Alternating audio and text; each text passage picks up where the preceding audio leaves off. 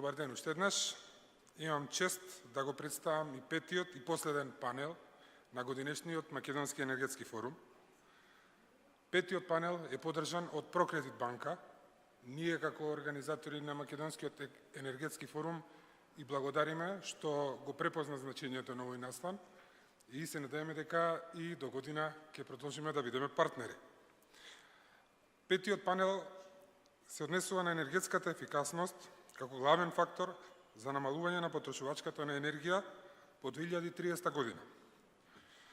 Под модераторство на господинот Методија Миноски, директор на Оделот за управување со животна средина при Прокредит банка, ги представувам одличните говорници, госпоѓа Виолета Когалниче-Ану, директор на Оделот за инфраструктура и енергетска ефикасност при Европската енергетска заедница, госпоѓа Ана Стоиловска, представник од Централно-Европскиот универзитет во Бутимпешта, господин Гонзало Бариос, виш експерт за зелено финансирање при ИПЦГМБ Германија и господинот Ивица Јакимовски, директор на Голден Арт Скопје и председател на Градежната комора, и господја Ана Чоловик, извршен директор на Екосвест.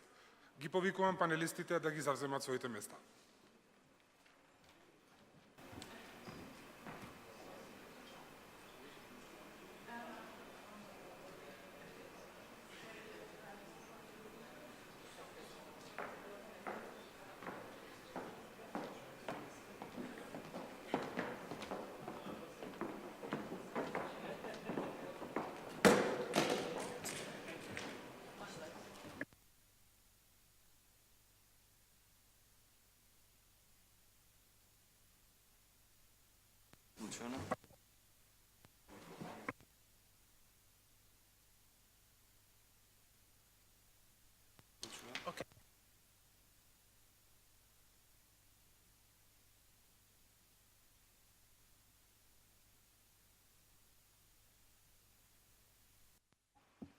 Во ред, мислам дека може да започнеме.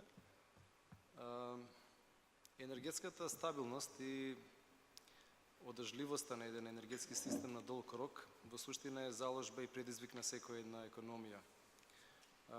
До сега во претходните панел дискусии се дискутираше за тоа какви се мерки може да се применат во оваа насока. И една од темите која што само што ја слушнавме на претходната панел дискусија беше како преку обновливите извори на енергија до еден одржлив и стабилен енергетски систем на долг рок. Пред се дискусијата одеше во насока што се прави со производствените капацитети кога се произведува енергија, но нешто што исто исклучително битно е што се прави со потрошувачката на енергија, на кој начин истата се користи, колку одговорно и колку ефикасно. И тоа ќе биде дел на нашава панел дискусија, тоест како преку мерките за енергетска ефикасност да се придонесе кон намалена потрошувачка на енергија. Енергетската ефикасност има повеќе битни аспекти, не само заради влијание кон стабилноста на енергетските маркети, туку и финансиски импликации, бидејќи секоја помалку потрошена енергија значи одредени финансиски бенефити за штедачот на енергија. Но од друга страна, нешто што можеби малку се спомнуваше во текот на овој форум и претходните дискусии е влијанието на енергетските ефикасни мерки во борбата против климатските промени и импактот кој што се прави кон нашата животна средина. Секој киловат час помалку потрошена енергија значи во суштина и помалку стакленички гасови во процесот на загадување на нашата планета и од таа гледна точка, имајќи го во предвид нашиот енергетски микс каков што е, мерките кои што се во правесна насока на заштита на енергија значат и во голема мери заштита на нашата животна средина. Токму поради овие ефекти кои што се остваруваат како врз база на економијата, како врз база на процесот на одржливост на еден систем енергетски, но многу повеќе и влијанието кон животната средина, ни представува голема чест што денеска како Прокредит банка имаме таа можност да бидеме во улога на модератори на една ваква дискусија, имајќи во предвид што силно веруваме и во пракса тоа го спроведуваме, дека еден модел на самоодржливост од економска гледна точка сам по себе е, како да кажем, некомплетен доколку во себе не интегрира компоненти на самоодржливост од аспект на животна средина. Мерките кои што ги преземаме се систематски како институција и сметаме дека на тој долг рок правиме една хармонизација помеѓу нашиот бизнис модел и она што се влијание кон обкружувањето. Повеќе материјали, впрочем, за ова може да најдете на нашиот штанд надвор, каде што ќе видите преку примери што е она што го правиме како институција и се надевам дека можеби за некој ќе представува пример за мерки кои што може да се превземат и во вашите компании. Денеска во оваа панел дискусија ги имаме следните учесници. Госпоѓа Виолета Когалнчану, која што ни доаѓа од енергетската заедница, одговорна е за енергетска ефикасност и за инфраструктура. Госпоѓа Ана Чолович Лешовска, извршна директорка на Екосвест. Госпоѓа Ана Стоиловска, представник на Централно Европскиот универзитет во Будимпешта. Господин Ивица Јакимовски, генерален директор на Golden Art и истовремено председател на Комората на градежници во Северна Македонија. И господинот Гонзало Бариос, кој што е сениор експерт во доменот на зеленото екокредитирање, ни доаѓа од IPC, компанија лоцирана во Германија. The first question I would address to Ms. Kogalničanu, it's related to the objective of the energy community. One of the main objectives is integration of the energy markets. How far is the Western Europe as a region, or more precisely Northern Macedonia, in this process of integration? And what this would mean in terms of energy efficiency, investments and increasement of awareness, having in mind that this process of integration also goes in line with liberalization of the energy market prices, decarbonization as we previously heard. So what would be your experience in this sense? Good afternoon. Is it still good morning? Yeah, well, between the two. Thank you very much. I'm very happy to be here because not only it's a beautiful area and the weather is becoming more beautiful, but I think I never saw so many people in one room to speak about so many different topics. So it's very interesting that there is a genuine interest that you can sense even from the previous session, questions and answers. In Macedonia, sometimes people think we've had it all, we don't need to talk about it anymore, and energy efficiency was sort of Cinderella of the energy sector in general. Now I think we came to the moment when we have to acknowledge that Cinderella has become a princess, and the princess needs to obviously get the attention a princess would need.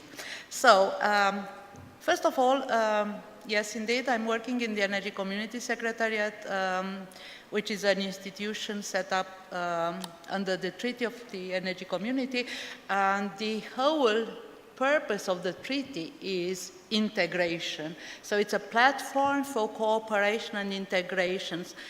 It was designed in the early 2000 and culminated with the adoption of the Essence Memorandum in 2005 as a tool, as an instrument for Southeast Europe to be integrated in the European Union. So Southeast Europe at that time included Romania, where I come from, Bulgaria, Croatia, and all the Balkans. Now, some of the Southeast European countries have already been integrated in the European Union. Therefore, the Balkans, the remaining countries in the Balkans, they would need to follow the same path in order to be successful in the integration process. So the energy community is based on rule of law, and the rule of law is the energy acquis. When I say energy acquis, I don't mean just electricity and gas. If you look at how much the scope has increased since we started back in 2006, we have now almost everything. We have environmental acquis more and more. We have now even oil stocks, oil acquis, statistics, competition, state aid, as addition to the original network energy. Even more now, we are moving very fast toward the climate dimension. And when I say that, it's really fast, because now, only last year in December, a very powerful instrument, legal instrument, was adopted in the EU. It's called the governance regulation. And under this regulation, this legal framework, you have both energy and climate in one piece. Therefore, climate comes really catching up with the rest of the energy dominance, if you want. Now, when it comes to integration of energy markets, back in 2016, I believe, the Secretariat was also recognized as an instrument by the Commission, the European Commission, able to foster, to nurture a bit this process of integration of, first of all, development of national markets, functional national markets, and then integration in a sort of regional market within the Balkans, and then this market, regional Balkans market, to be integrated in the internal EU market. So it's really a three-step process. So we've been given a little bit of money from the DG NEAR, actually to help the countries prepare more actions that they need to in order to be able to integrate, and we are also responsible for monitoring. And with this being said, we are looking at four maybe big topics when we talk to integration. So it's spot market development, it's cross-border balancing, regional capacity allocation, and under cross-cutting measures, we have many others. We have market coupling, VAT treatment in electricity trade, procurement of electricity. So it's a big package.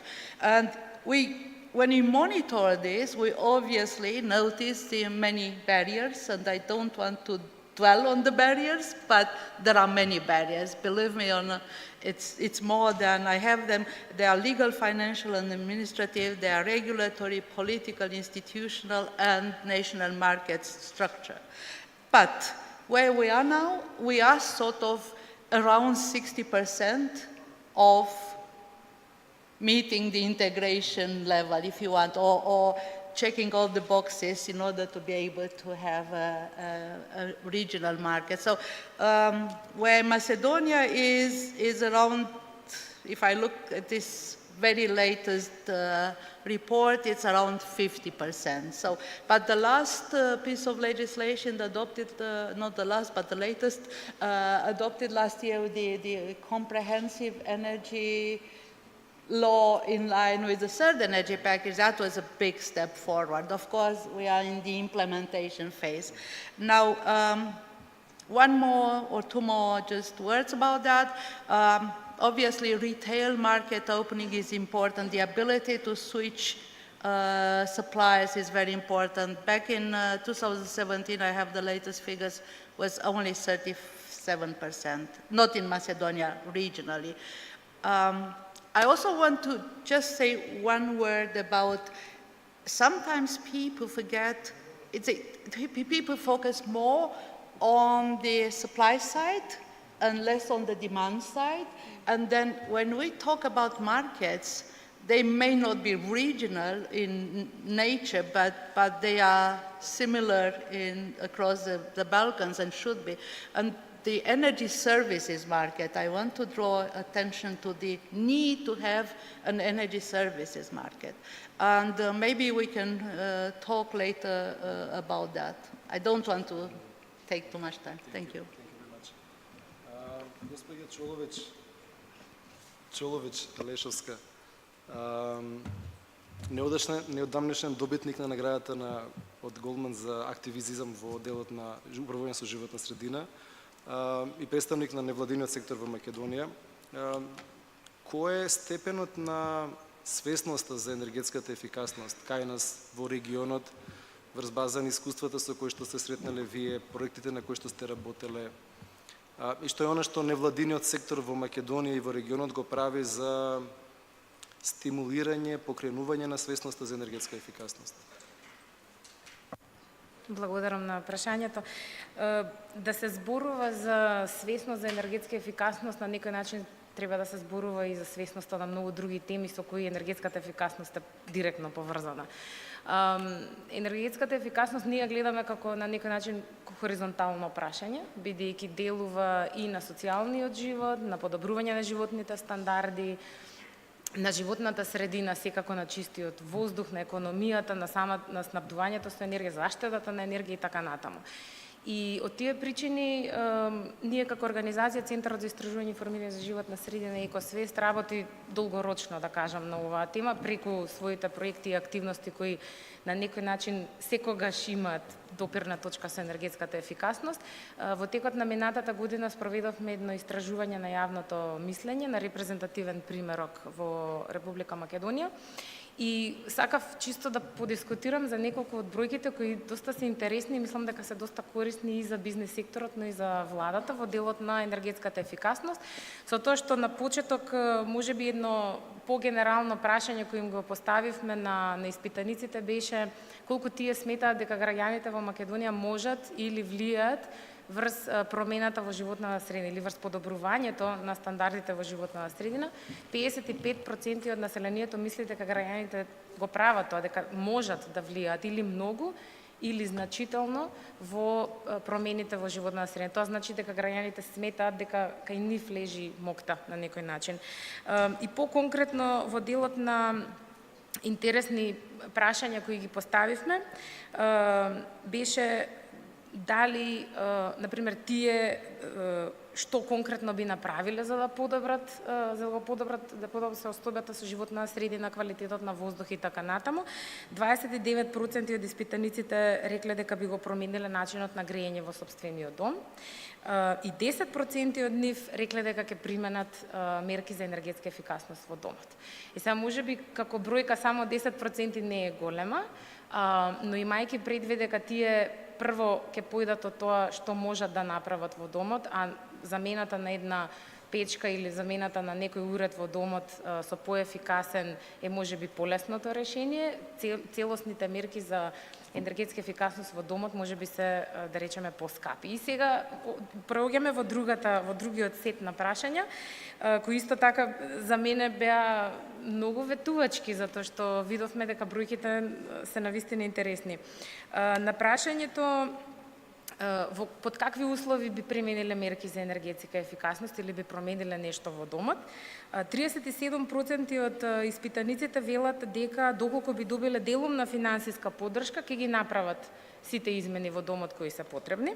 21% велат дека доколку им се понудат нискокаматни кредити ќе го направат ова и 13% велат дека ќе го направат тоа доколку комплетно добијат финансиска поддршка за целата активност, значи за се да спроведе.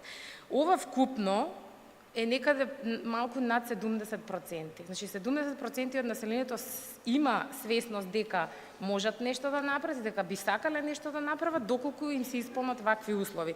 Бројката 13% можеби ни кажува дека има популација која навистина не е во состојба финансиски да ги поднесе овие трошоци и едноставно за нив е единствен начин е да го направи тоа доколку комплетно е покриено на некој начин или субвенционирано и така натаму.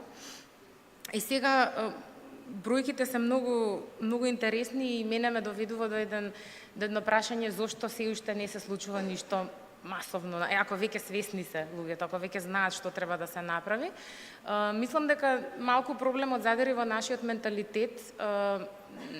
Ние сакаме да видиме ефект сега веднаш. Сакаме да видиме дека ќе ни се врати инвестицијата. Кога зборувате со луѓето за долгорочни враќања на да кажам придобивките од инвестициите на почеток, и ако им зборите за 10 години веќе не сакаат да ве слушаат. Значи нешто што може да им се обелодени како математика, како бројка дека инвестицијата сега на долг рок им се враќа, воедно им ги подобрува стандардот на живот, комфорот и така натаму, и штеди енергија, и е добро не само за нив, туку и за сите околу нив, вклучително животна средина, е нешто можеби што треба поинтензивно да се практикува и да се комуницира. И сега ние како организација делуваме и на територија на Република Македонија, но и во регионот имавме неколку проекти каде што работевме и на климатската заштита, значи за информирање и едуцирање за климата, но и за енергетската ефикасност. Знам дека во еден период цела група на регионално здружени организации бевме крајно незадоволни од таргетите на нашите држави за постигнување на енергетската ефикасност и имавме исто така кампањи за подигнување на јавната свест.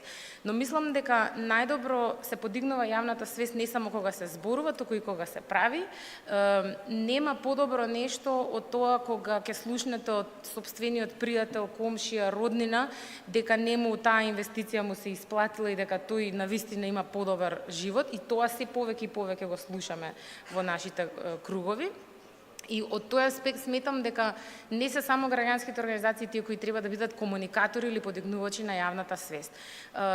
Од највисокото ниво, значи од владата, па е понатаму, сите треба да бидат комуникатори за енергетска ефикасност. Кога велам тоа, зборувам, владата си создава своји програми и така натаму за кои треба да комуницира како тие ќе придонесат, но на пониско ниво бизнисите, набавувачите на производи, бела техника, продажни салони и така натаму, сите тие се комуникатори за енергетска ефикасност. Сите тие треба да го образуваат, да ја образуваат јавноста дека може би е подобро да се купи поскап производ кој има повисока енергетска ефикасност или стандард, затоа што бенефитите, придобивките се чувствуваат на подолг рок. Воедно, да, кога зборуваме за комуникација, интересно е да се спомене дека нашата влада има голем пиар тим и мислам дека треба максимално да го искористат тоа за да покажа дека енергетската ефикасност е новиот тренд. Воедно тука сакам да дадам еден интересен пример, го чував за после, а можеби сега е поинтересно да го кажам. Граѓанскиот сектор сметам дека не треба да има само улогата на подигнувач на јавна свест. Напротив, треба да се вклучи во конкретни активности, за тоа можеби подоцна ќе поразговараме, но една интересна информација од Унгарија, каде што граѓанските организации буквално се здружија со една банка и комплетно ја ребрендираа банката во зелена банка, за да може да дадат нискокаматни кредити за енергетска ефикасност и обновливи извори на домакинствата. И ова е еден пример за директна, да кажам, корелација и симбиоза помеѓу бизнисот и граѓанското општество. Спомнавме комодитет во семејствата, во домаќинствата.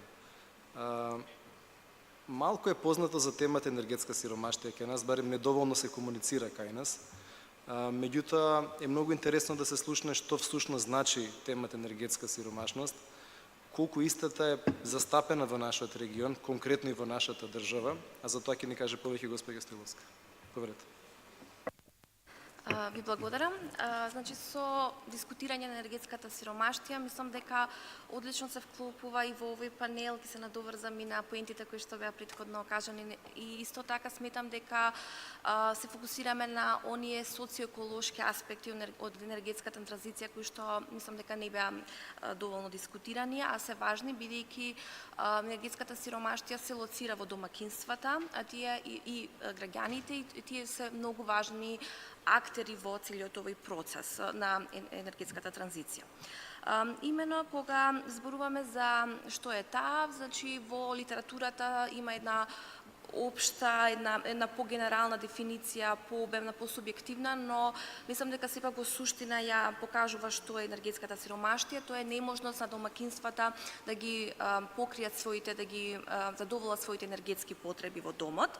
Да се илустрира тоа би можело да биде како намалување свесно на температурата за грење или па грење на една соба со цел да може граѓаните да ги платат сметките за грење или електрична енергија. Понатаму проблеми со плаќање воопшто на сметките за електрична енергија и за топлина. Исто се случува со цел да можат да ги платат сметките за енергија, го намалуваат квалитетот и квантитетот на храна, особено во зимските месеци, или пак исто што е типично, што открив особено за градот Скопје, кога имаат печка за грејење, например, на дрва, се обидуваат дополнително да искористат освен за грејење, туку и за готвење и за подготовка дури на топла вода за лична хигиена, се со цел да ги скратат трошоците за електрична енергија, од кои што особено граѓаните во државава се многу ранливи. Сега да појасниме малку кои се некои двигатели, некои главни фактори кои што предизвикуваат за оваа состојба. Како прво се во секој случај ниските примања. Но тука да појаснам, не се работи тука само за лица со ниски примања, значи ова не е состојба на она општа сиромаштија, имотна сиромаштија, туку проблемот и во регионот и во државава е многу пообемен.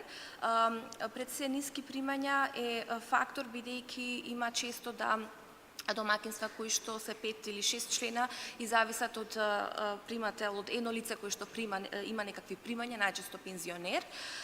И исто така, според последните податоци од Заводот за статистика, знаеме дека има голема нееднаквост помеѓу примањата. Околу 70% од лицата кои што имаат некакви примања, примаат некаква плата која што е подпросечната. И сето ова е кон фактор на ниски примања, но исто има, значи истражувањата покажуваат дека и лицата од средната класа во државата се засегнати од овој проблем. Второ е стамбениот фонд. Значи имаме во поголем број застапеност на големи куќи со недоволна енергетска ефикасност, со лоша изолација, кои што сами се индивидуални куќи, кои што самите по себе се големи трошачи на енергија, имаат голема потреба за нивно загревање. И исто така, тоа што е многу типично за регионот, инфраструктурата, освен во мали делови на главниот град и во мали делови на Куманово и Струмица, каде што има централно грејење и газ соодветно, граѓаните немаат друг извор освен да се греат со дрва, кој што можеби им е полесно бидејќи е поевтино, или пак електрична енергија со кој што во тој начин, особено во зимските месеци, се изложени на големи трошоци. И исто така, помнавте колку е распространета, значи доколку на ниво на ЕУ отприлика 10% домакинствата се засегнати од енергетска сиромаштија, во регионот на Централна и Источна Европа тој е многу поголем, а за нашата држава имаме дури 1/3 до половина од домакинствата дека се засегнати, зависно од тоа кој критериум за мерење на истата ќе преземете. И на крај да напоменам, имаме 4 главни како поенти зошто ова е проблем со кој што треба државата да се занимава, а не е нешто што ги засега мал број на граѓани. Прво, поради поради обемноста на проблемот, поради тоа што голем број на граѓани се засегнати, поради тоа што е поврзано исто со загадувањето, поради со цел да ги намалат своите трошоци за енергија, граѓаните се греат на дрва, дури на неконвенционални материјали, со кои што придонесуваат кон загадувањето. Понатаму исто енергетската сиромаштија делува врз здравјето на луѓето, изложеноста на ладни простори, на ладни температури во домот или грејење на една соба придонесува кон тоа, но исто и влие врз менталното здравје, што е исто еден нов тренд кој што се истражува во литературата, бидејќи целиот тој стрес со плаќање на сметки или пак отварање на пликото кога ќе додат сметките, колку ќе биде сметката за електрична енергија во зимските месеци. И исто така е проблем кој што не е индивидуално, значи не е дека некој граѓанин нешто погрешно прави или не се разбира како се троши енергија, туку е резултат на еден структурен проблем, резултат на овие повеќе фактори кои што ги наведов, и затоа е многу тешко да се искорени. И само да се надоврзам во однос на оваа тема која што зборуваме денеска, енергетската ефикасност, сметам дека и тоа го покажува и литературата, емпириските истражувања, дека енергетската ефикасност е одлична алатка за намалување пред се би кажала и за превенција на енергетска сиромаштија. Значи, доколку вие имате закони во кои што велат дека згради, куќи мора да бидат градени со стандарди, вие правите градите ефикасен стамбен фонд кој што утре нема да троши многу и не ги изложувате идните корисници на големи трошоци. Но сепак од истражувањата, од моите емпириски истражувања, видов дека сепак, особено во Скопје, видов дека ситуацијата сепак од тоа теоретско решение до вистинско решение на терен не е едноставно така и тоа би се надоврзала тука да анкетата на Екосвест. Значи, имено, како прво, проблемот зашто енергетската ефикасност не е секогаш решение, особено за граѓаните кои што во ваков голем број се во ваква состојба. Прво, бидејќи тие толку ги намалуваат потребите за грење, што и се по толков стрес да може да ја платат сметката за електрична енергија и за грење, што навистина не размислуваат, односно или ако размислуваат, можеби размислуваат во дидат со некои мали инвестиции. И од моите истражувања се покажа дека многу мал дел имаат може да се дозвола целосна реновација на домот. Идат по некоја парцијална. А знаеме тоа од по-технички аспект дека доколку вие правите некаква парцијална реновирање на домот, нема да ги дае најчесто ефектите кои што треба да ги даде.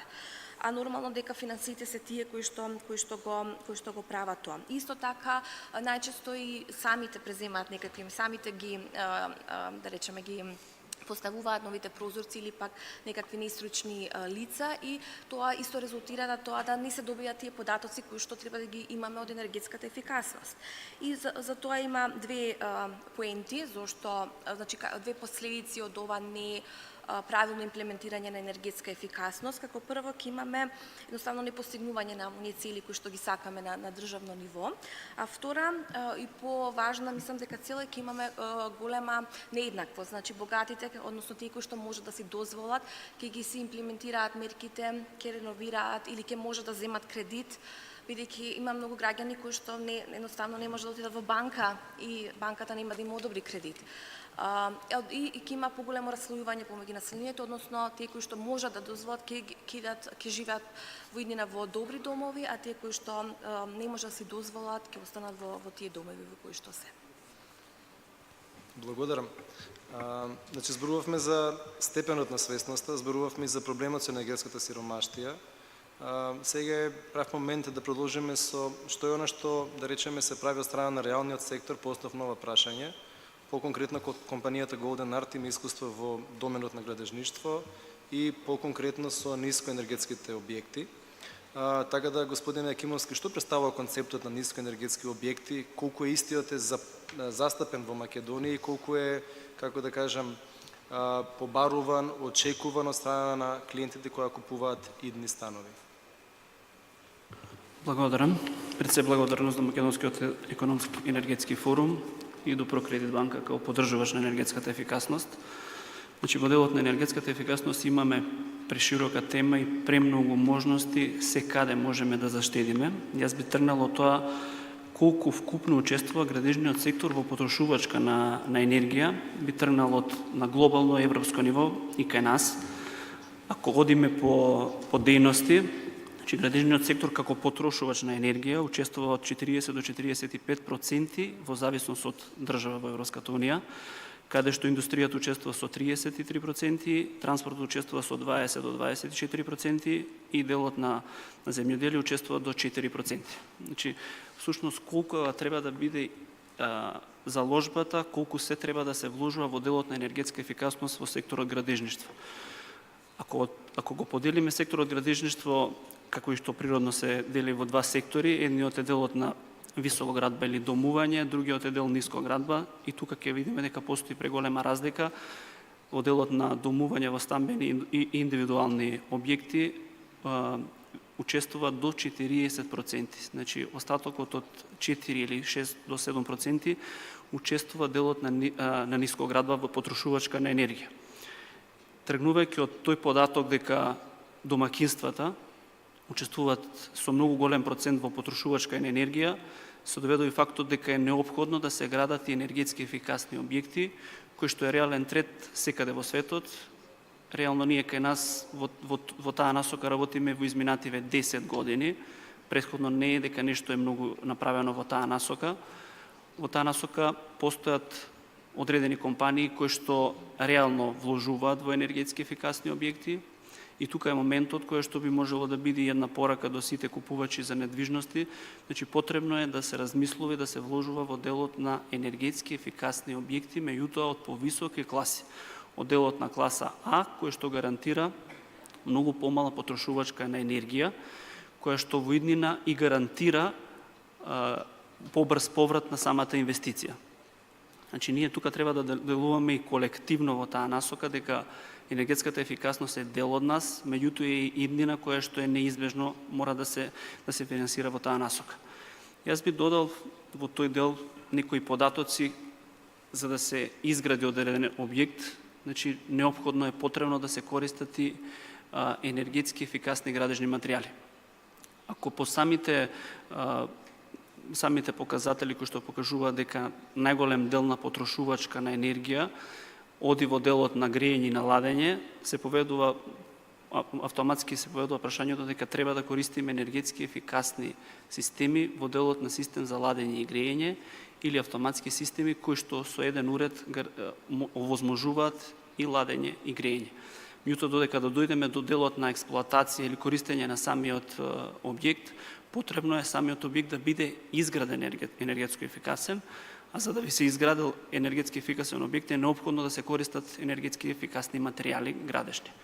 Значи, тука би тргнало делот на конструкција кој што е носечки дел или основен дел на одреден објект, и тука е бетонот. Меѓутоа, во делот на енергетски ефикасни материјали е делот на фасадни системи, кој што е неопходно потребен да биде изработен по систем кој што ќе гарантира помала потрошувачка на енергија.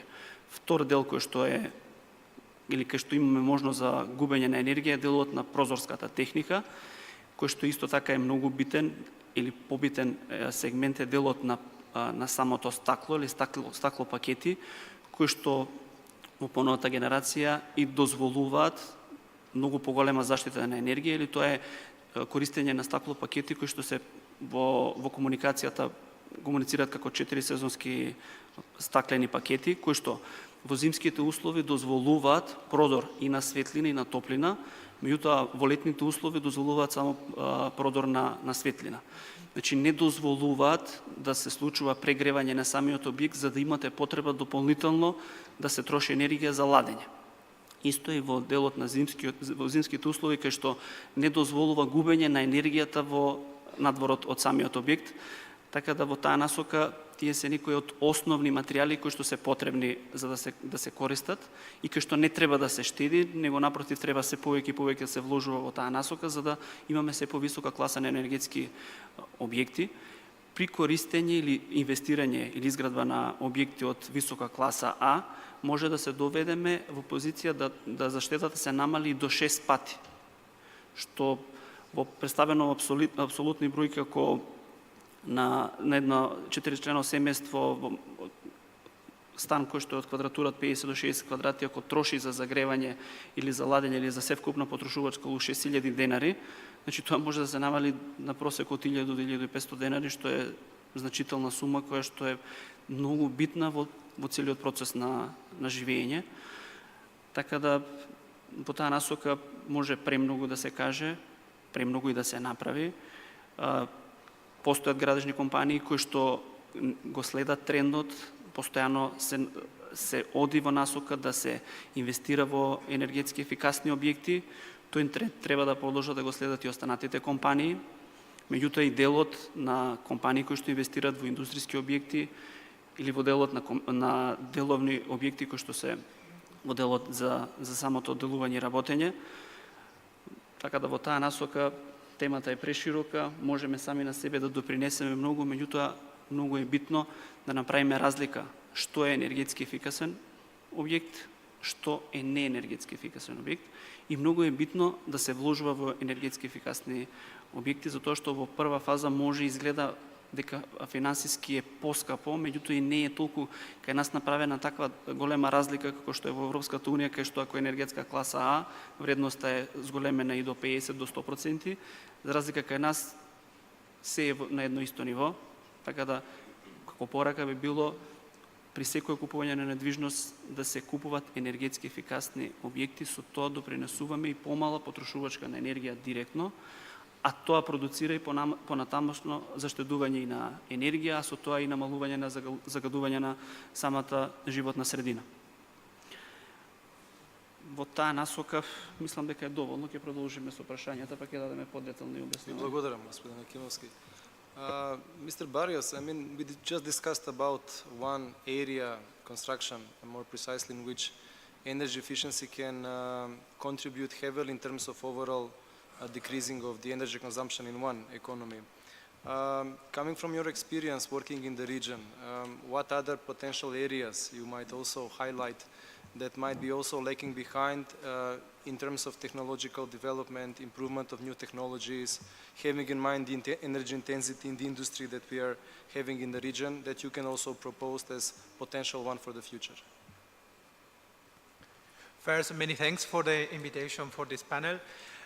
We as IPC are supporting financial institutions, providing advice to develop adequate financial products, financial services to finance this specific demand of investment, to increase the access to energy or to improve the energy efficiency in the construction sector, but also in the housing sector.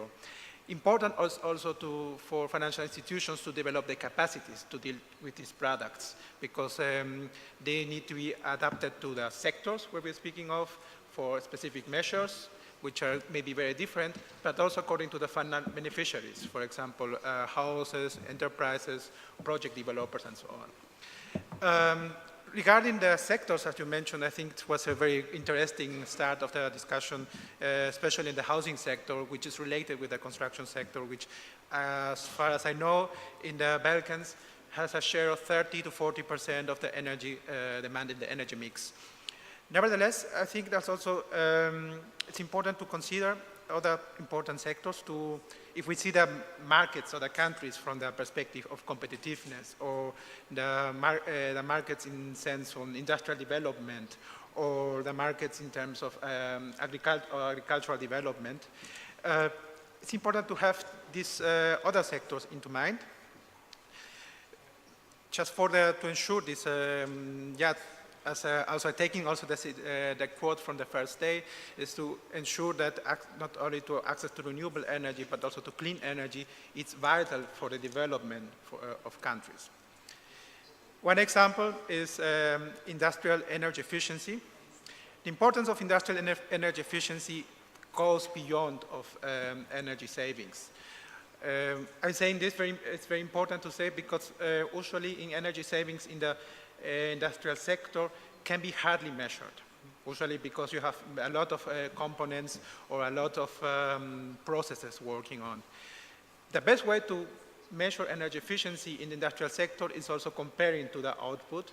This is the specific energy intensity, also by reducing the energy intensity of the industrial sector by increasing the output. The advantages of energy efficiency are avoiding bottlenecks in the production, increasing the productivity, allowing the production companies to look for innovations, to change the processes to achieve higher quality of the products. In the Balkans, usually we have observed that a very important key sector is the food processing. Food processing, also related to textile industry, which for the moment is not only related to the local markets, but also it also goes to the international markets. For example, Western Europe, or also in some cases also to other related markets. I wanted to add also not only food processing industry or textile, but also wood processing companies, which also are tending to export in these markets. Here, obviously, a key component of the efficiency of this type of companies is to achieve lower cost to be competitive. And this is not only can be achieved by cutting cost. This can be achieved, for example, by achieving innovations, by increasing the productivity, by reducing the unit cost of the products. And in this sense, the investments in, for example, computerized systems, CNC machines, or PLC equipment, or advanced production lines that allow, on the one hand, to increase the amount of products, to reduce the amount of waste of materials, or finally, also to avoid any mistakes in the final production, also can lead to a higher productivity. Here, we can, if we compare with the output, we can achieve more than 20% energy savings, 30, 40, 60%, depending on the type of the company. Also related with industry, we have the agricultural sector, which is a supplier of usually raw materials to export or for processing. There's a high demand for the mechanization, for example. Mechanization, not only changing from labor to machines, but also to automating processes, for example, for tractors, for having more better, how we can explain this, also with a better measuring of the paths of tractors and the processing and the treatment of soils, which in the end also has a positive environmental impact. And important for agriculture, and we go into trade now, it's to ensure that you have a good quality cooling chain. This a good quality cooling chain also requires efficient industrial cooling premises that also have a higher reliability and also can reduce the energy cost, which are, especially in the food processing and trade sector, can be very high. And not to forget the transportation sector, with a good approach, a good trend is going towards e-mobility. That also has positive impacts on climate change, especially in the sector, in the countries which have a lower coal emissions from the generation. Nevertheless, as said in the last panel, also the reduction of emissions in the cities, or the particle emissions of air pollution, also has a positive environmental impact. Thank you. We continue with the same pace discussion about potential industries and sectors for financial investments. Ms. Kogalniceanu, there has been a certain misconception that in the linear economy that we are currently having as an economical model, the meaning of energy efficiency usually is being considered like withdrawing, stopping investments, or reducing consumption, reducing production. How would you comment on this misconception that energy efficiency is considered as a drawback to the economical development, and what is the experience from the energy community in this sense? Thank you. Yes, indeed. Sometimes it's very interesting to hear that, oh, the impact on the prices to be so terrible, the impact of any energy efficiency investment measures on the retail prices. And then I wonder why people never speak on the positive impact on the bill, because do you know how much you pay for electricity per kilowatt hour? I practically have no idea, but I know how much I pay per month for gas and electricity. So what matters is the bill, and the bill is a multiplication of consumption and price, right? So as much as we agree that with the measures, investments, you obviously would need to have a return on these investments, therefore there will be an impact on the electricity cost unless you liberalize a bit more the market. But then if your consumption internally, be a manufacturing company or a household, drops down to the level where even your investment would be paid through the savings, then it doesn't really make any sense. And many public authorities, they always complain or always flag the impact on the price, but nobody recognizes the positive impact on the bill. And this is what matters. And then I have, when we prepared for this, I looked a bit on the impact of the energy efficiency measures, investments, in general, how many categories of this positive impact you can draw. And there was a study commissioned by the European Commission back in 2016, I think it was, which came up for the EU, obviously it's always applicable in any other region, came up with 7 areas of positive impact. 7, not 1, not 2, not 3, 7. And these areas are on the economy and labor market, so job creation and GDP growth. On health and well-being, it even documented that in the EU, the annual health cost savings, people less sickness days over the year, 180 million. Environmental impact, energy consumption reduced by 7% in terms of emissions, and material consumption reduced, and land use and water slightly reduced. So, social aspects, potentially 1.5 to 8 million households removed from energy poverty through energy efficiency measures. Industrial competitiveness, that's amazing. The sum is, because of the output of insulation materials and flat glass sector increase, the annual productivity gains, it's approximately 10 million per year, but the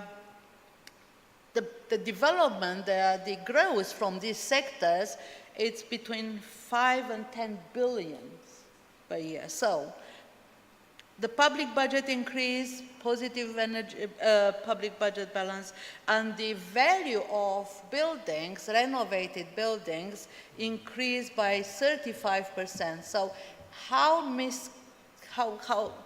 bad this misconception is when you're saying that doing energy efficiency is a drawback on economic development or any growth. And one more topic, I think Anna mentioned, is it Anna? I think you mentioned that somehow there is not enough awareness raising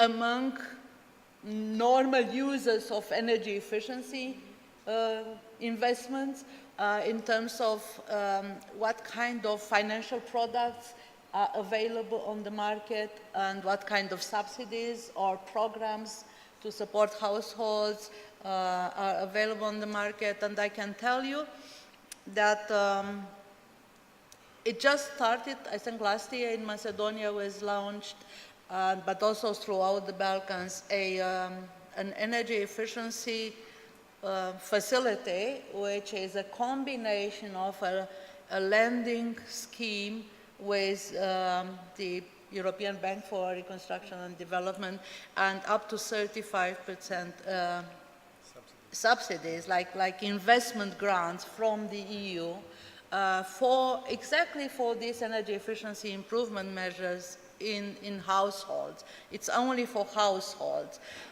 Before that, there are many other similar initiatives for SMEs, blending mechanisms, so matching lending facilities with European Union's grant funding for the Balkans. And I have here the figures. There were in the last, I would say in the last 5 years, not more than that, 612 million euros available, of which there are still available 218 million, and there are additional 96 million committed, basically, not yet delivered, if you want. And the calculation of how much return an investor would get from any of these investments, it's 10% plus. Tell me which bank would give you at any deposit a 10% return. So energy efficiency is good business even for public sector. When I say public sector, Ministry of Finance. So even Minister of Finance should think on how to put public money at work on energy efficiency measures, because it's really a positive, clear positive return on that. So yes, energy efficiency has become, at least in the EU, how shall I put it, statements and manifesto, the first fuel. In other words, before thinking on building new additional power plants, think first how much energy you can save through intelligent, efficient measures, and then maybe you don't need all these power plants investments. So that's my take on that. Thank you. Thank you very much.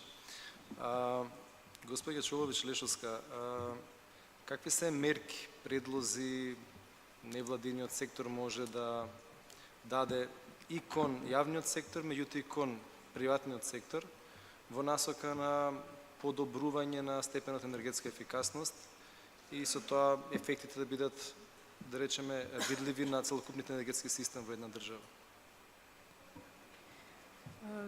Многу битно прашање, мислам, затоа што навистина е потребно еден заеднички напор од аспект дека енергетската ефикасност, како што спомнав претходно, на некој начин е хоризонтално прашање и влегува во многу повеќе сектори од само енергетиката.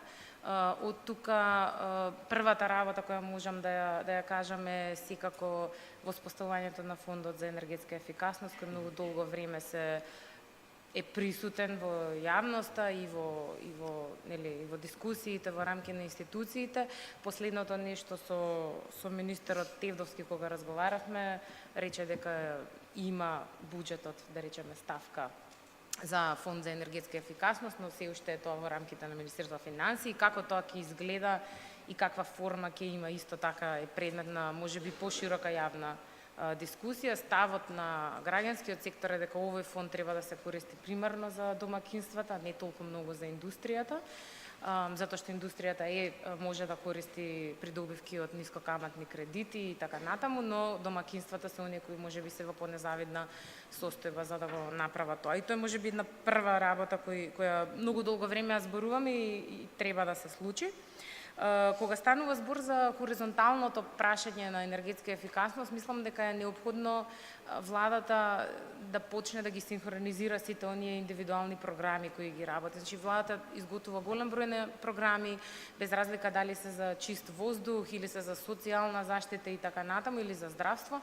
Сите тие програми и планови мора да бидат на некој начин синхронизирани во себе, да интегрираат компонентата на енергетска ефикасност. Сега видовме во последниот период дека програмата за чист воздух има многу силна компонента со која се таргетира енергетски сиромашните семејства. И енергетската ефикасност воедно. Значи има потреба од таква синхронизираност. Ние гледаме и во многу други сектори каде што има на некој начин разидување од страна на различните институции. Тие мора да седнат заедно и на некој начин интерсекторски да работат на оваа проблематика, бидејќи навистина енергетската ефикасност навлегува во многу различни ингеренции на многу различни институции. Кога станува збор за самите програми, дури и во фазата на подготвување, е многу корисно да се вклучи јавноста и граѓанскиот сектор. Имаме многу позитивни искуства каде што вклучеността на граѓанскиот сектор придонесува таа програма да е подобро прифатена од јавноста и подобро да се имплементира. Значи е во интерес на владата да изготвува програми во партнерски однос со граѓанскиот сектор. И кога веќе зборуваме за нивната имплементација, многу е значајно да има соодветен мониторинг и евалуација на ваквите програми. Граѓанскиот сектор може да игра улога во оваа работа, значи мониторингот и евалуацијата овозможува дека на долг рок повторно, кога ќе се даде отчет за тоа што е сработено, владата ќе има легитимитет или кредибилитет или како и да е, со позитивните информации од независен мониторинг да прикаже дека е потребно повторно и подолгорочно финансирање на ваквите програми, особено кога станува збор за енергетска ефикасност, бидејќи сметаме дека тоа е нешто што треба да се случува подолг временски период. период. Значи во интерес е да прикаже дека биле паметно искористени средствата и со тоа да добие повторна поддршка и јавна поддршка, јавните пари да се трошат за ваква јавен бенефит. Она што исто така, кога станува збор за имплементацијата на разноразни програми и активности. Нешто што не е реткост во Европската Унија, тоа е делегирање на надлежности. Владините институции секако можат да делегираат надлежности на трети лица, во нивно име да спроведат одредени анкети, анализи, истражување на јавно мнение или имплементација на конкретни програми. Во Македонија има позитивни примери за такво нешто, значи некој синџир од целиот концепт кој недостасува, па е превземен од граѓански сектор кој тоа го спроведува во име на државата. Значи во делот на владата би биле овие препораки. Во делот на соработката со бизнисот, јас гледав да дадам препораки кои се на некој начин во линија на подобрување на соработката со граѓанскиот сектор. Мислам дека такви примери имам доста позитивни, сепак не толку многу на терен. Нешто што треба бизнисите да го искористат, а тоа е во рамките на општествената одговорност, да ги искористат придобивките од Законот за данаци и спонзорства и на некој начин да изградат партнерски однос со граѓанскиот сектор во промовирање и понуда на сите модалитети или методи кои можат граѓаните да ги искористат во делот на енергетската ефикасност. Кога спомнав за комуникаторите, бидејќи секој е комуникатор за енергетска ефикасност, сметам дека е многу интересен примерот, ми се чини дека беше и повеќе од пред повеќе од 20 на години. Сите во Европа знаеа кои се Greenpeace и Greenpeace имаше соработка со бизнис секторот каде што уредите за домакинството кои беа со висока енергетска ефикасност беа бележени со логото на Greenpeace. Greenpeace ова го одобрува или Greenpeace ова го препорачува. Значи таа соработка каде што граѓаните, бидејќи имаат можеби повеќе доверба во граѓански сектор отколку во бизнис сектор, може да се стави во функција на подобрување на, да кажам, пласирањето и приемот на енергетски ефикасните производи и материјали од страна на јавноста.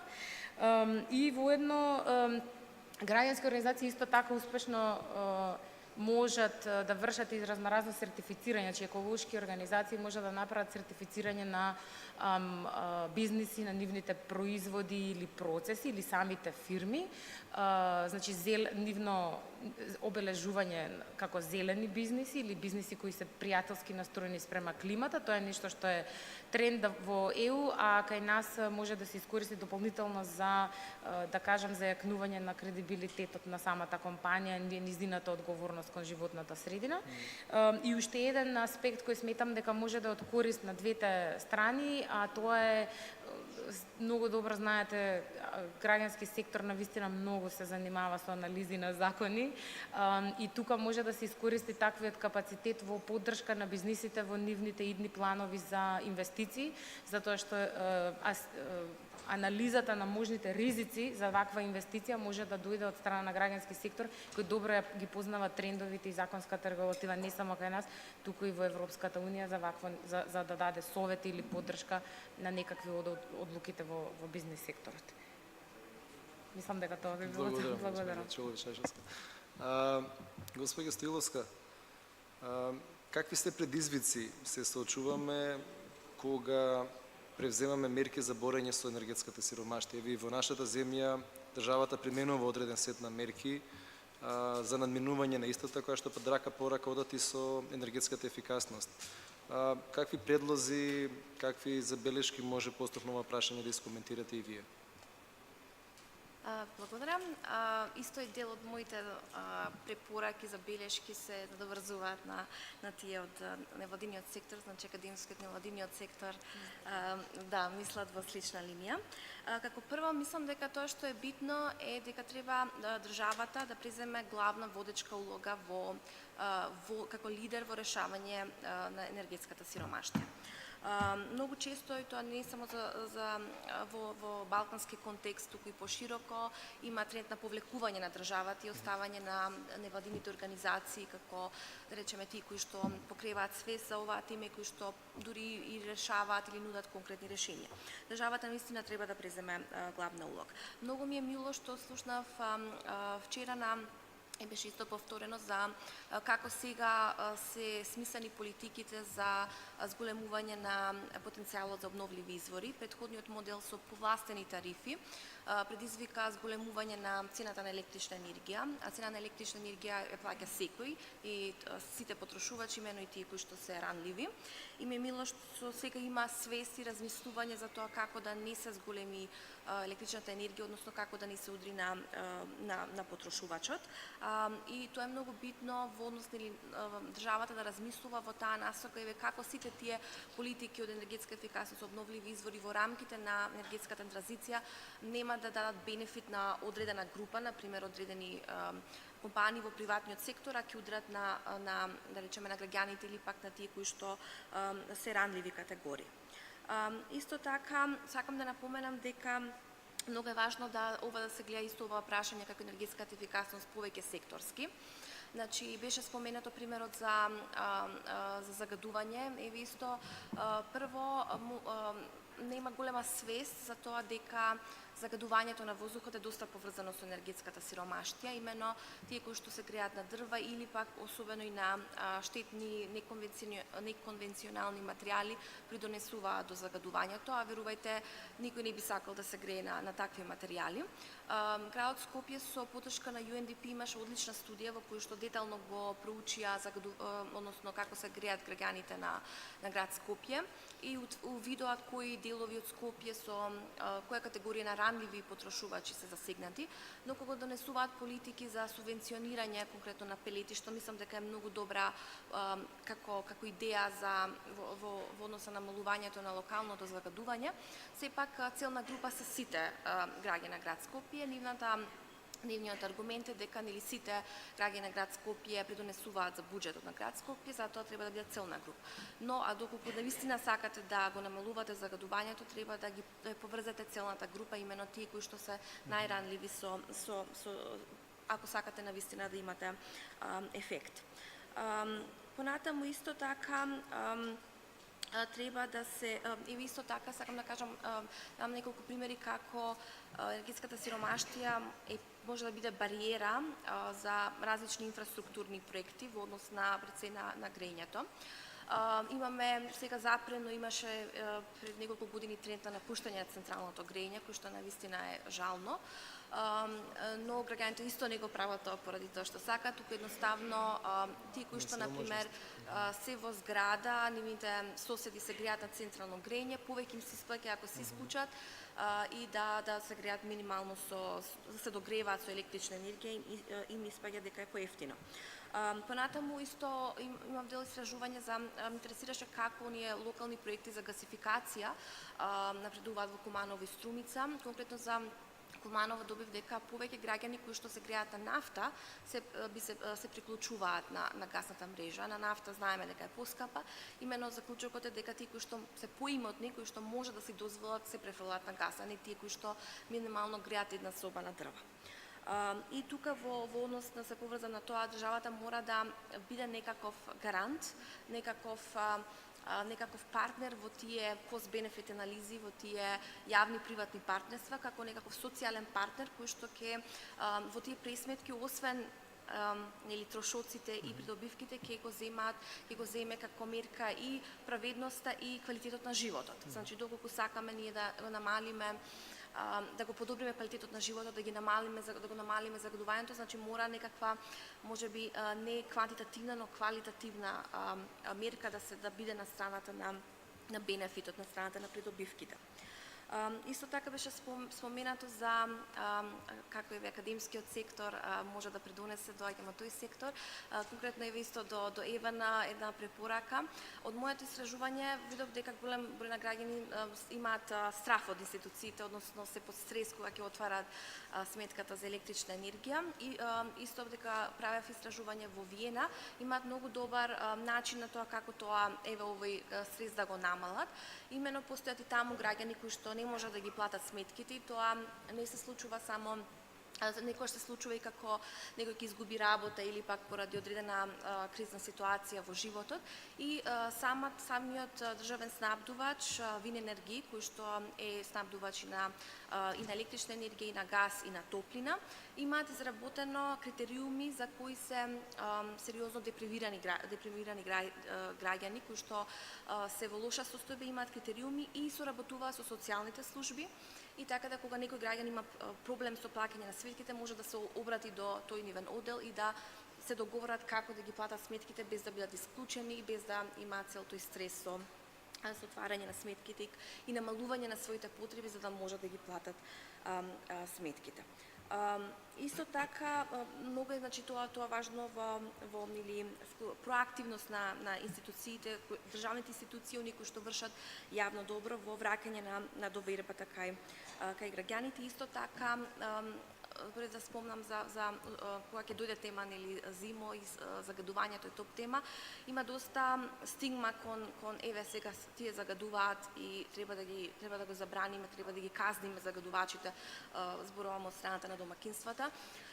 Мислам дека тоа е многу лош пристап, бидејќи тие граѓани го прават тоа поради тоа што би можеле на подобар начин да се греат и треба да се разбере, да се вклучат самите во кои мерки би можеле да им се помогне, бидејќи секој сака да биде во топло и да има пристап до топла, до исто енергија која што може да ја плати.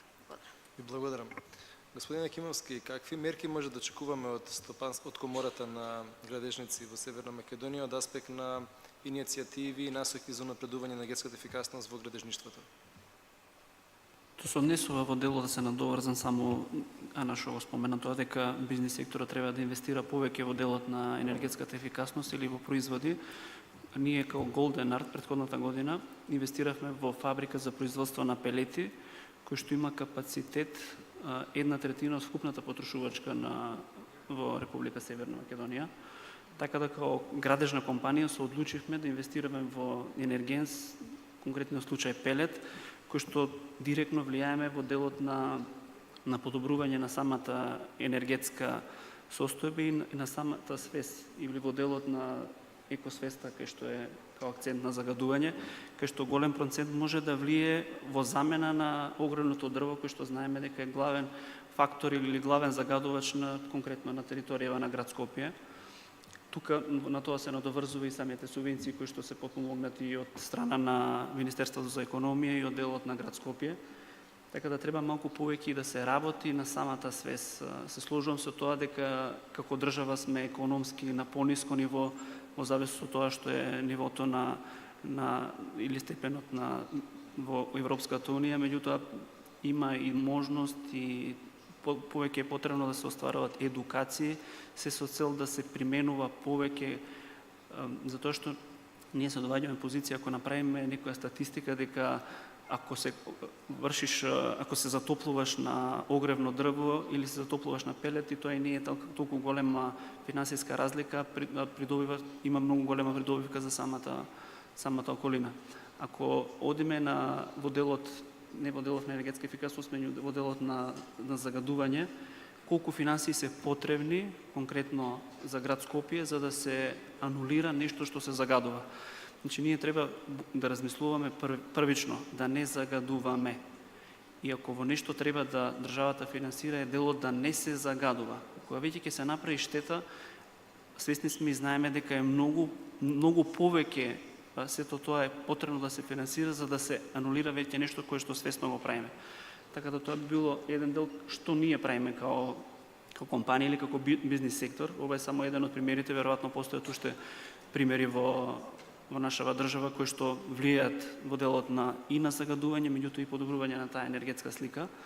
А во делот на прашањето што всушност правиме ние као градежна комора во делот на енергетската ефикасност, во рамките на самата градежна комора имаме формирана комисија за енергетска ефикасност, меѓутоа ова е добар момент кај што треба да апелираме во делот и до владата, меѓутоа и во делот на Министерството за економија, па и кај што е како главен носител во делот на енергијата, да се изврши промена и надоградба на постоечките законски регулативи, затоа што во моментот тоа што се гради како енергетски ефикасни објекти се гради врз основа на правилник. Значи сега е во подготовка изработка на закон за енергетска ефикасност. Меѓутоа самата изработка на законот за енергетска ефикасност ќе се соочи со проблем доколку не се направи усогласување со законот за градење кој што е реално основен закон во делот на градежништвото и сите одредени закони, особено ако као преска што го спомнав тоа дека делот на енергетската ефикасност или потрошувачка на градежништвото или се ова што е поврзано домакинството кое што сите ние користиме и трошиме, е многу битно да законски се вметне во делот на законот за градење. Така да во таа насока ние како градежна комора имаме соработка и комуникација, посебно во делот за транспорт и врски кои што подлежат повеќе закони на кои основ ние работиме.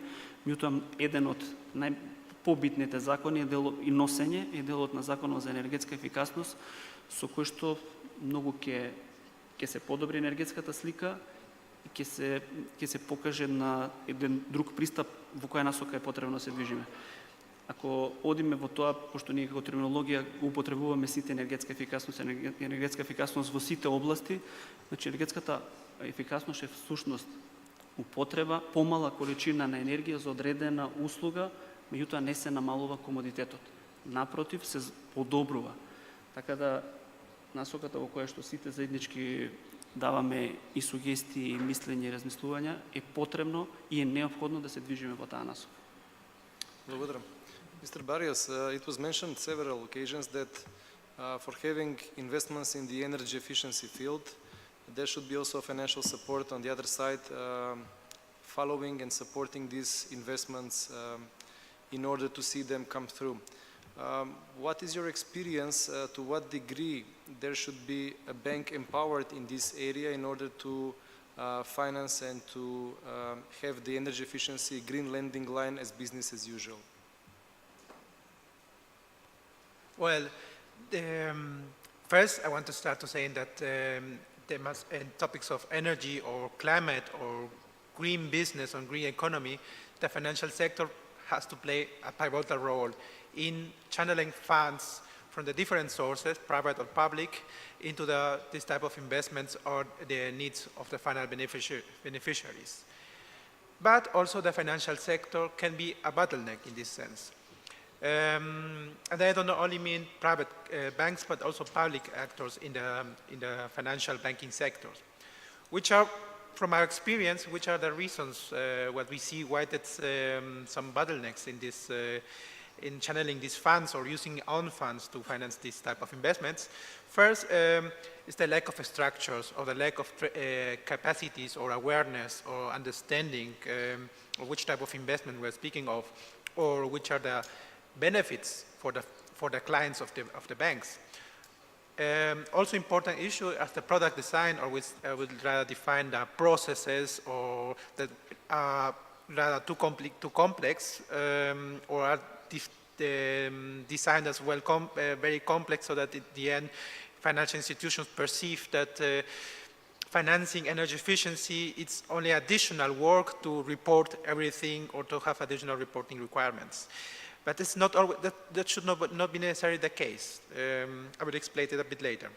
And also the lack of a clear business strategy that links what I mentioned before, the industrial development or innovation of clients or reduction of energy cost with a banking strategy. That means that by financing this type of investments, the banks are also increasing for example, the cash flows of the clients, of the private clients, but also increasing the profits of the business clients, or reducing unnecessary costs of the clients, and that improves also the quality of this clients for the banks.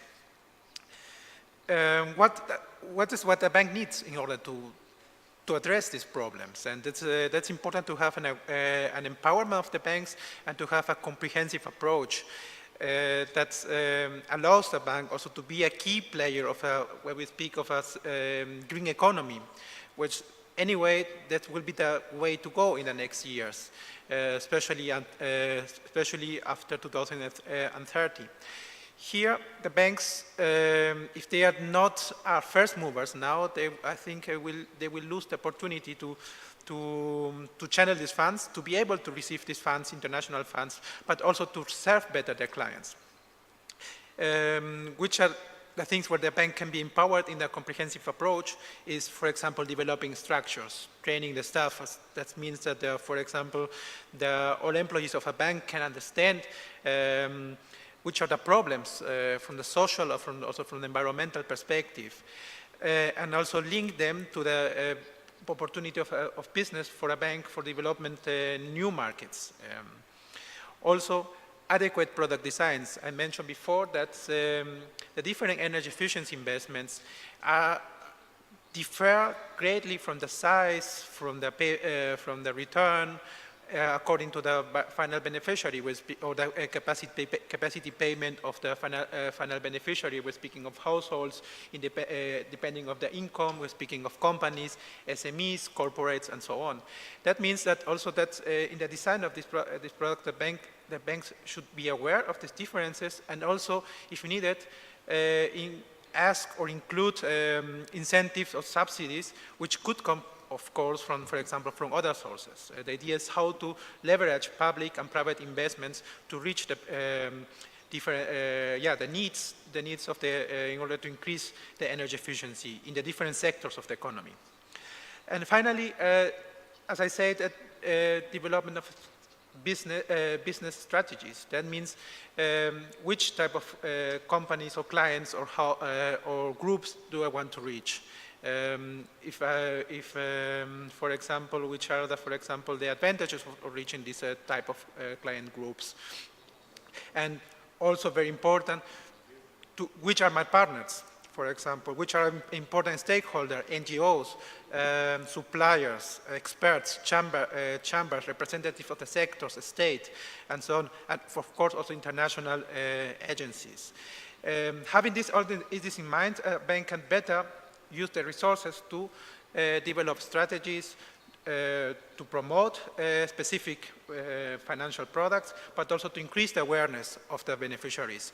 As we discussed now, that is a really heavy issue, and not only for low-income households or families, even for, I would say, medium companies or corporate companies. It's not always awareness given, although they have already a higher capacity to understand the energy cost.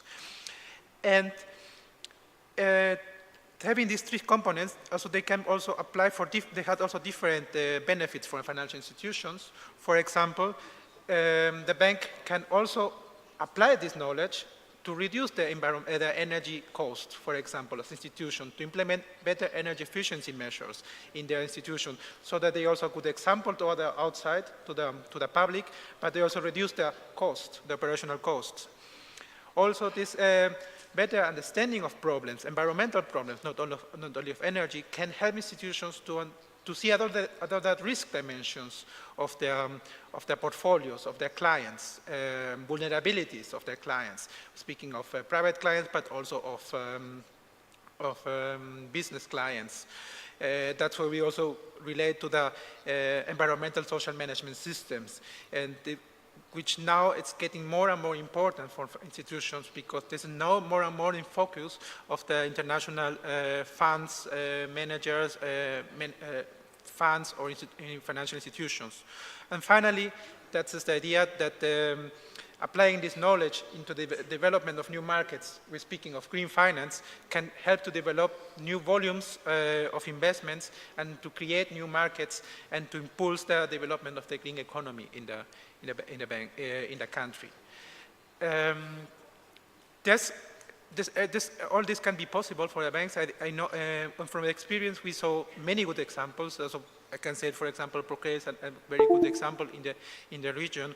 But also there's the trends are also moving and motivating many other banks, and not only speaking on the Eastern Europe, but also speaking in Latin America, we're also speaking in Asia, that see the opportunity to engage in green finance from a strategic point of view.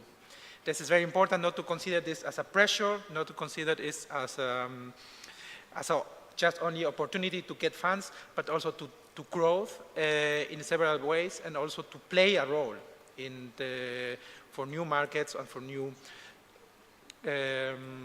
developments in the economy. Се приближуваме кон крајот на нашава панел дискусија. Дали би имале прашања од публика адресирани за нашите учесници?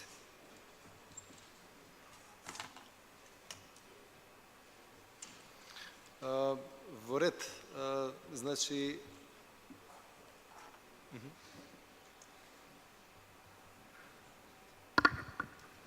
Здраво, Ангелина. Јас сум Ангелина од представникот Снабдувач Power. Имам прашање до госпоѓа Виолета. Спомна нешто за Energy Services Market. Ако може малку повеќе да ни каже во врска со тоа и поврзаноста со Energy Efficiency, може би како еден снабдувач би можел преку некоја таква платформа, да речеме, да влијае.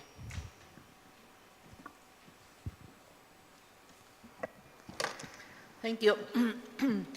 In the energy services market, it's also defined in the energy efficiency acquis as an instrument for delivering energy efficiency measures.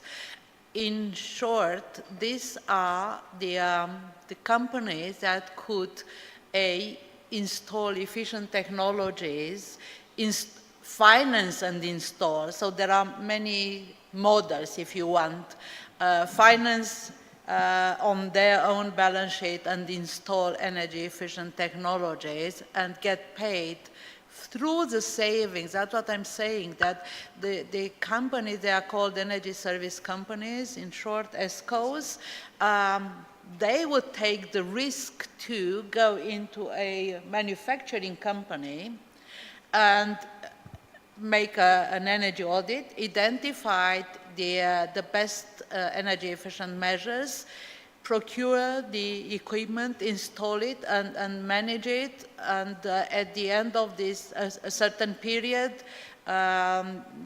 these ESCO companies, they will recover their money from the savings, because the recipient of this investment would agree to pay the same amount of utilities costs for a number of years. So it's a rather, well, I would say it's a rather sophisticated contractual arrangement, but the beneficiary of the equipment, not only that after the contract ends, the equipment receives its ownership and it still delivers savings, but through the contract period, in general, there is a shared agreement or an agreement on shared savings. So in general, it will be like 20/80, so even the beneficiary would get some of the monetary savings in the amount of maybe 20 to 30%, and the ESCO companies will get 70–80% of that. So this would be the sort of the most sophisticated instrument, would be to have in one package the financing, the installment, the management of the equipment, and at the end of the contract, it's delivered to the beneficiary. That's one thing. But for example, you can do street lighting, which is a very popular implementation of energy services, in which a municipality would contract this service from a third party, from usually a private company. But that means that the private company would install the lamp and manage the maintenance and everything for a number of years, and get repaid from the savings on the electricity with much better services and quality of lighting in the street. So that's really a rather simple, straightforward contract and investment. So a supplier of electricity can also become a service provider And therefore, they are, for example, if you think of Dalkia, now it's called Veolia. That was a typical heat supplier company. Now it went into their services supply business as well. Many big manufacturers of lamps or other control systems like General Electric or Siemens, they have developed this energy services business as a business for themselves. So these are energy services in general, and the market means that you have more suppliers of these services and you have a certain competition, but also you have the clients that they know about it, they are informed, and they are also interested to do that. And the clients may be very well public services, and this is not to be underestimated, including for buildings renovations, including for, as I said, street lighting, heating services, heating and cooling services. So the public sector here should be the main contractor. That's how the whole history of energy services started many years ago in North America, actually in the United States, and then branded out to Canada. With the public sector, with actually the public agencies, even defense facilities who contracted the private sector to manage their utilities and save cost on that. So this is in a nutshell. So you can name, there are other services, you can just install the more efficient equipment, so you need installers who do this energy services, maintenance as well, energy audits are part of the energy services, energy management systems, and building certification. So all these are different actors with different levels of engagement, from the toppers where they provide financing on their own balance sheets. Therefore, the public sector or the private sector companies is not burdened. And usually these energy service companies, they are better credit worthy and they have a better credit rating, so they actually buy, they can get loans from any financial institution at much better rates. So it's also a financial product in it. I hope I explained a bit. Дали има и други прашања? Во ред, значи, очигледно темата за енергетска ефикасност има се уште доста предизвици на кои што треба да се работи, како од страна на регулатива и од централната власт, така од страна на иницијативи и мерки за континуирано подобрување на интерните процедури и процеси од страна на реалниот сектор, академскиот свет, невладените организации, работејќи заедно и со јавниот сектор и со реалниот сектор за покренување на свесноста, за давање на совети и за користење на нивните услуги, но и пристапноста на финансиски средства од страна на банкарскиот сегмент, кој што и како треба да има слух да ги препозна овие проекти, да ги следи, затоа што ефектот и бенефитот на крај е заеднички за сите.